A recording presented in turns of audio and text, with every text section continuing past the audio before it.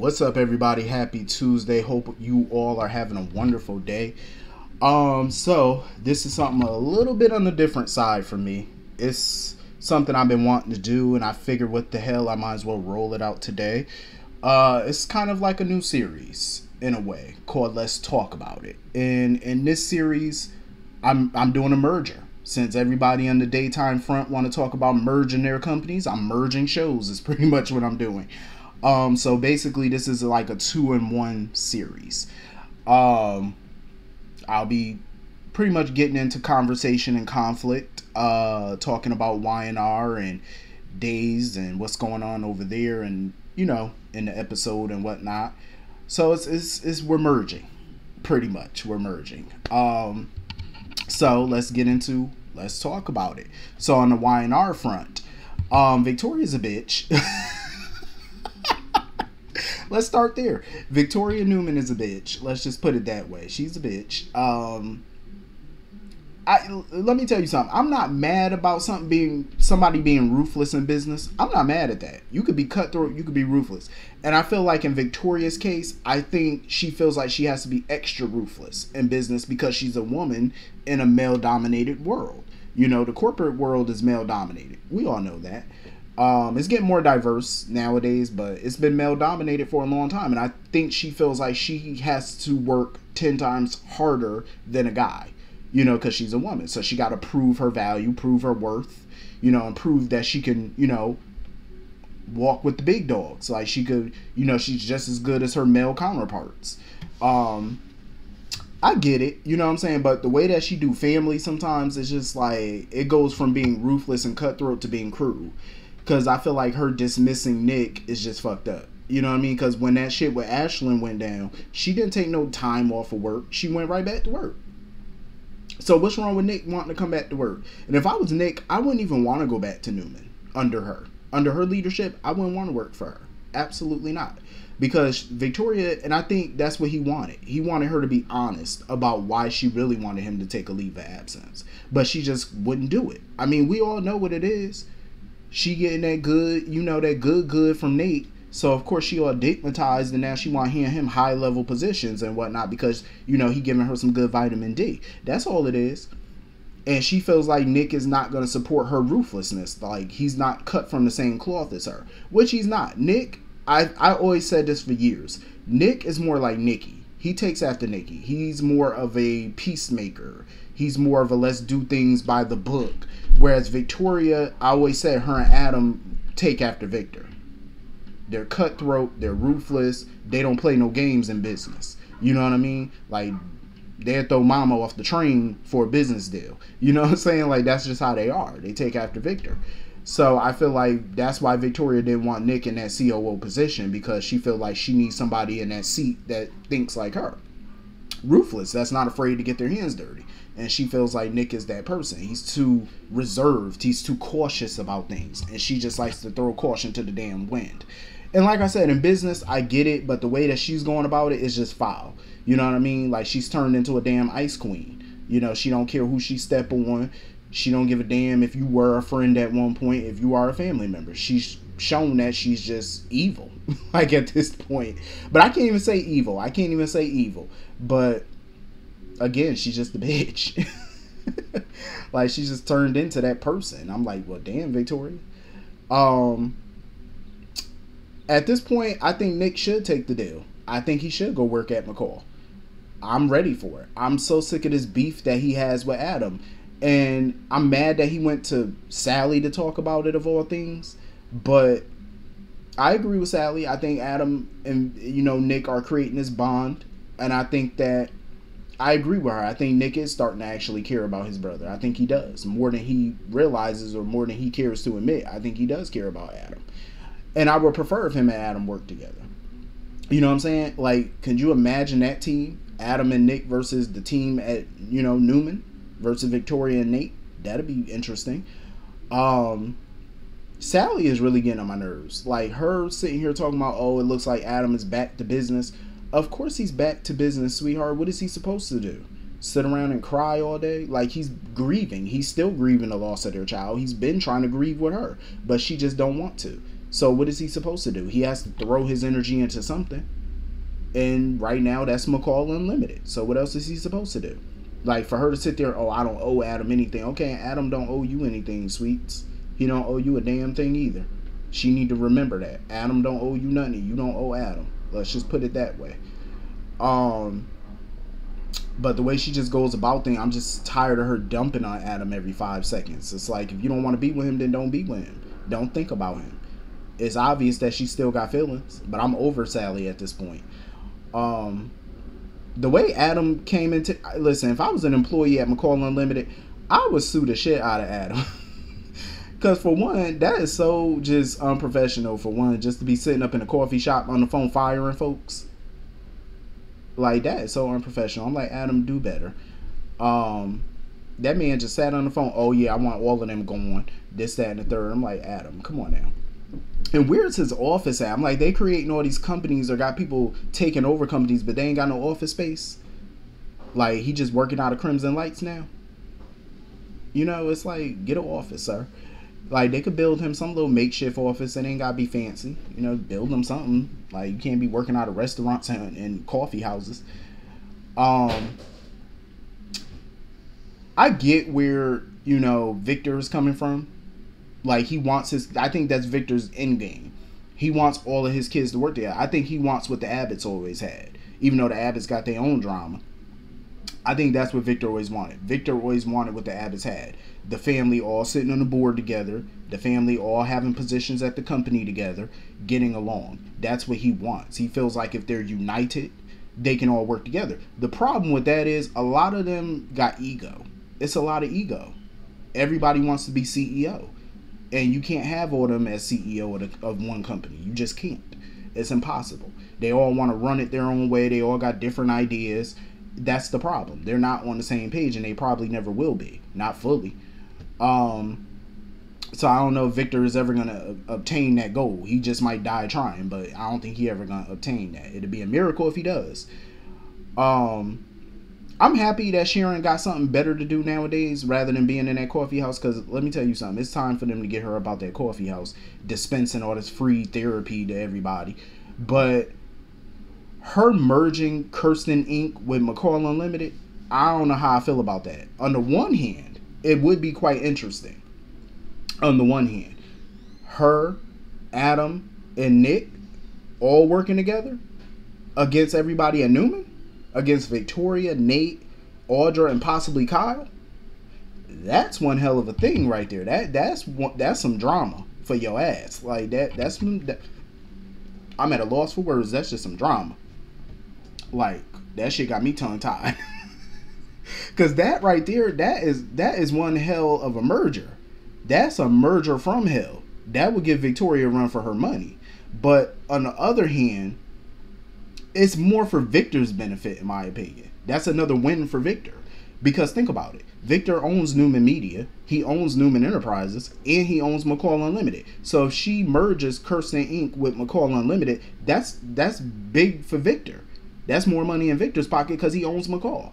That's more profit for him. It doesn't, you know, and of course it benefits Sharon because she's another owner. But for Nick and Adam, where's the benefit? They're employees. You know what I'm saying? So it's like, okay, you know, are y'all getting some stock in this? Some stock options? Like, what we get? We just gonna be employees? I'm just saying. That's another company that Victor's gonna be kind of in possession of, in a way. Not totally, but you get what I'm saying. So I don't know. But I'm interested in it. I think it would be one hell of a thing. But if this is going to happen, they need an office. They need an office space. I'm tired of everybody working out of Crimson Lights or a restaurant. I'm tired of it. They need an office space. Because what is Sharon and Adam going to do? Be co-CEOs working side by side in the booth at the coffee house? Like, we need an office. But I'm interested in this. I think it's going to be kind of crazy. All three of them working together. Adam, Nick, Sharon. That reminds me of when Nick, Phyllis, and Jack worked together at well, I think Sharon was a part of that too at Restless Style, when they all came together. That was interesting. So if they could do that at Restless Style, they can do it at McCall. But I'm happy for Sharon. It's about time they gave her something to do other than being at that damn coffee shop. It's about time. So anyway, I wish Tucker would wake the hell up with Ashley. I really do, because I feel like at some point you just gotta wake up, smell the coffee, and just realize that she don't like you like that. You know what I'm saying? Because I just feel like Ashley is just straight using Tucker up just to piss Jack off. It just to use him as an ally at this point. That's all. I don't really think that she thinks about him in a romantic sense like that. You know, and plus he's there to scratch an itch sexually whenever she want. You know what I mean? Like, but I don't really think she want him back like that. You know, as far as like marrying him again, that's just her way of getting back at Jack. You know. And I really don't see how Carson, digging up Carson, is supposed to help Phyllis. I don't see how Tucker thinks that that's a good idea. You know what I mean? Like, Ashley and Phyllis are just so obsessed with Diane. It's like, I feel like if they would just fall back and give Diane enough rope to hang herself, she will. You know what I'm saying? Because I get that Ashley wants to protect Jabot, but how are you creating a competing company and poaching their employees? How is that protecting Jabot? That's doing the same thing as what they're accusing Diane of. That's destroying Jabot. If you take their employees or you take your patents or whatever, like Jack thinks she might try to do, that's just doing what you've been accusing Diane of all this time. You know what I'm saying? So it's kind of like, okay, you know, might want to think about that one.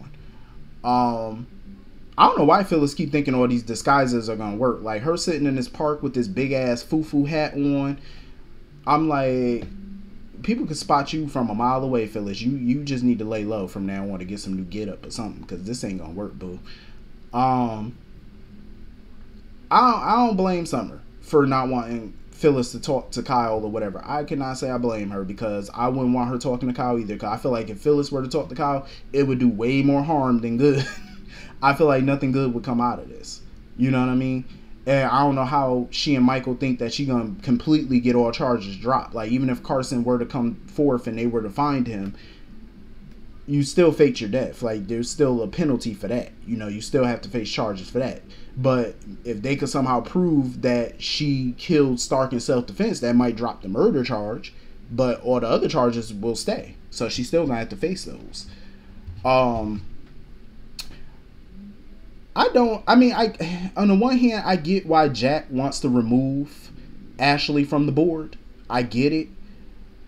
But it's like, I understand where the rest of the family coming from too. It's like, he does things all the time without their approval, and they're supposed to just be okay with it. Like, he promoted Diane. There was no board meeting about that. And I do agree with Tracy and them on that. There was no board meeting to approve it. He just went ahead as co-CEO and said, okay, I'm gonna promote you. You didn't talk to Billy about it. You didn't talk to Tracy. You didn't talk to none of the board. You know? But on the one hand, like I said, I kind of understand why he want to put her out as a board member, because it is a conflict of interest. Like, if she's gonna create a competing company or whatever that's gonna be direct competition to Jabot, how can she possibly sit on the board? You know what I mean? It's like, you're gonna be running a competing company. That's a huge conflict. So I get it. But at the same time, it's like, they need to find a way to come together on this. You know, find some type of mutual ground here. It's like, I wasn't even surprised when Diane voted against Jack. I wasn't surprised. I wasn't shocked, because I do feel like Diane got an angle. I feel like Diane has an agenda, just like Ashley and everybody's been saying. But the problem is, Ashley and Phyllis have been so damn obsessed with Diane, they're not looking at the bigger picture. Like, let the girl hang herself. If she has an agenda, let Jack find out on his own. You know, there's other ways to protect the company. And I get where Kyle is coming from, because at this point, it does seem like Jack is choosing Summer over Kyle. Like, in the beginning, I understood removing him from Marchetti, because Marchetti has always been Summer's idea. You know what I mean? Like, that's always been, you know, her idea and what she wanted to do. And, you know, her, you know, Jabot buying Marchetti, that was always Summer's idea. You know, but at the same time, now you're shunning Kyle from the board meeting. Kyle may have walked away from the company, but if I recall correctly, he's still a member of the board. Lauren is a member of the board. Abby is a member of the board. So why aren't these people at this meeting? I mean, I can understand why he wouldn't call Abby, because that is Ashley's daughter. So he probably thought, well, if I call Abby, she might tell her mother about this meeting. You know what I'm saying? Or Lauren might tell her about it or whatever. So, I mean, I just feel like Jack is making fool moves at this point. Like, he just doing shit just to be doing it, you know? It's a fool's move. And Summer, she might want to rethink that whole moving out the country situation and going to a place where there's no extradition and running a blog. Because I'm like, blogging is nice, but there's not a lot of money in blogging, so you might want to rethink that and stay at Marquette. I'm just saying. I love that she ran into Kyle and Audra though, because they was big flirting at the athletic club. Like, she was like, oh, so what do I gotta do to make you mine? I said, oh oh I like Audra. I like her. I know some people probably don't, but I like her style. Her and Summer together as enemies, good drama. You know, Audra's a shit stirrer and Summer's messy, so why not? And that's another thing I find funny, Jack talking about, oh, the house is sad without Summer. Jack, that house ain't no sad without Summer. The house is sad because you in a bitter ass feud with your own sister. That's why that house is sad. At this point, Summer just need to let Kyle fall. I understand she's still in love with him, that's her husband or whatever, but she just need to let him fall. I wouldn't even warn him about doing business or doing anything with Audra, because I do feel like Audra got a plan. Audra definitely is setting her sights on Kyle for a reason. It ain't just good sex. She has an agenda. Kyle think he got everything under control, and he think he in control. Oh, if you want me at Newman Media, I'm gonna make you work for it. Sir, you think you in control, and you're really not. She got you by the balls, and you don't even realize it. That's the stupid part. I'm like, Kyle, you might want to listen, son. You might want to listen. I'm just saying, get it together. You know, he think he almighty, like he got everything under control where Audra concerned. No, you don't. No, you do not. Anyway, that wraps up for Y&R. Let's move on to the other bit, Days of Our Lives. So, moving on to Days of Our Lives. Trip. Why every time they show Trip ass, he always got his shirt off or he in a towel? I'm like, sir, I ain't even mad at Trip, because he probably be like, listen, I done worked on this summer body all year long or for months. I'ma show this shit off every chance I get, and since it's hot outside, I'ma show it off every day. I ain't even mad at Trip. But this little pissing contest that he be having with Johnny, it's so old. I'm so over this triangle that he got with Wendy. It's getting ridiculous at this point. It's getting so ridiculous. And I'm glad Lee kind of chewed Wendy out about her little, you know, love triangle and stuff like that. Because it is time for her to make a choice. And honestly, I feel like Johnny need to go back to Chanel. Johnny need to go back to Chanel. Trip, he just need to go somewhere. I don't see no chemistry between her and Trip like that. They cute together and whatnot, but I don't see no spark between them. It's not nothing that makes you fawn over them or feel like, oh, they could be a super couple, or I don't get that vibe from them. You know what I mean? I don't. I love the fact that, you know, they was throwing each other's family in each other's face, like, oh, well, your aunt set all this up, and oh, those Demiras, y'all are dysfunctional. And I love how Johnny threw Ava in his face. All that bickering back and forth, I'm glad that they agreed that, you know, they need to give Wendy some space and make her choice. And I'm glad after she talked to Trip, after she talked to Lee, she gonna make her choice. Like, you know, it's time for her to make that choice. It's time for her to, you know, who the hell do you want? Because all this back and forth is getting ridiculous at this point. So anyway, moving on from that, Sean better recognize who he dealing with, first of all. Because the way he was pointing his finger all in Trask's face, I'm like, sir, get out her face.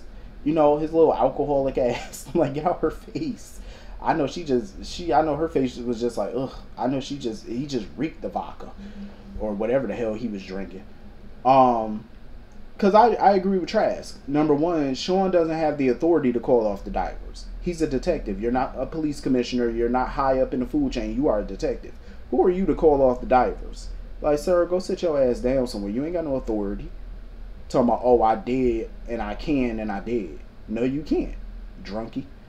And I don't blame Trask for demanding that, you know, Sean be reprimanded. He be fired or whatever from the job. Because at the end of the day, as district attorney, you can't have a drunk on the job. Like, you just can't. Because any case that he's working and any evidence he collect on that case, it can get thrown out in court because he was under the influence during the time. He was inebriated. You know what I'm saying? So any decent ass attorney can get whatever evidence he collected thrown out. So I don't blame Trask. Like, she thinking about her career and the intelligence of her office, you know, the integrity of her office. She not about to let her office get all, you know, mixed up in his mess because he want to be an alcoholic. I do feel like that was low of her to throw what he did to Bo in his face. That was low. I was like, DA, you ain't got to do all that trash. You do not have to do all that. But that shit was funny. But she ain't had to go there. So I don't blame Rafe. At the end of the day, as a commissioner, he got to be the boss. You got to do what you got to do. I mean, he took no pleasure in suspending him, but it's what needed to be done. Hopefully, this suspension will wake Sean the hell up. Because Bell has been trying to talk to this man. He don't want to listen. So I'm glad. I'm like, you know what? Good.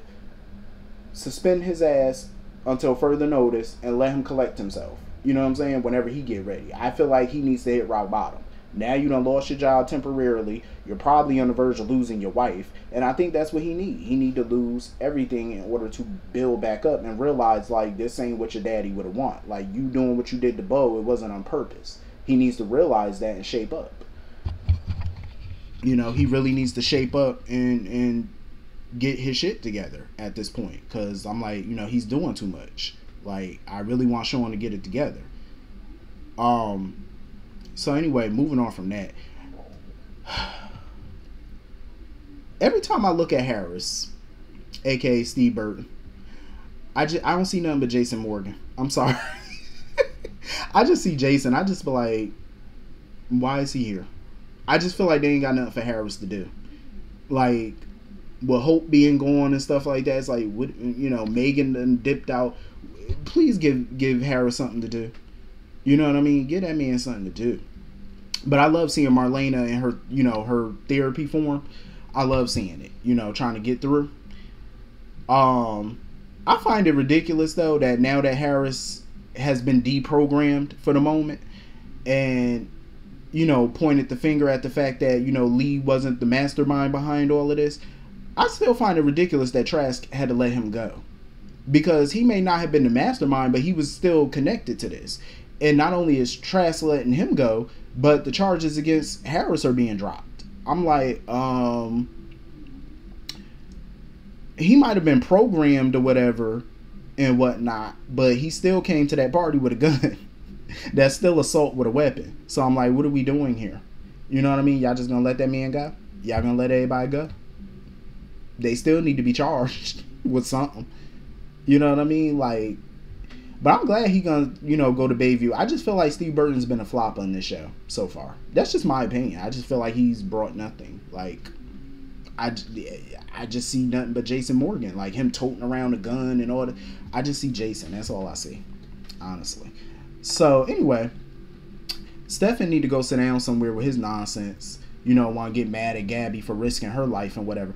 I love that Gabby stepped up to the plate and jumped on Harris' back and stuff, you know, trying to wrestle that gun off of him and whatnot. Because that took a lot of balls on her part. Because all the men at that party, and I use that term loosely, were just standing around all shook. And I'm like, all y'all grown-ass men just gonna stand here at this party while this little itty-bitty woman gonna jump on this big man back?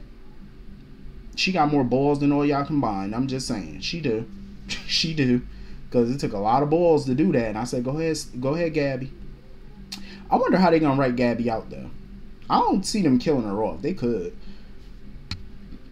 Because, you know, Days is infamous for killing folk off and just bringing them back. But I really hope they don't go that route. You know what I mean? I hope it's another reason, you know, for taking her out, you know, other than that. But Lee, I will say, Lee is so pathetic.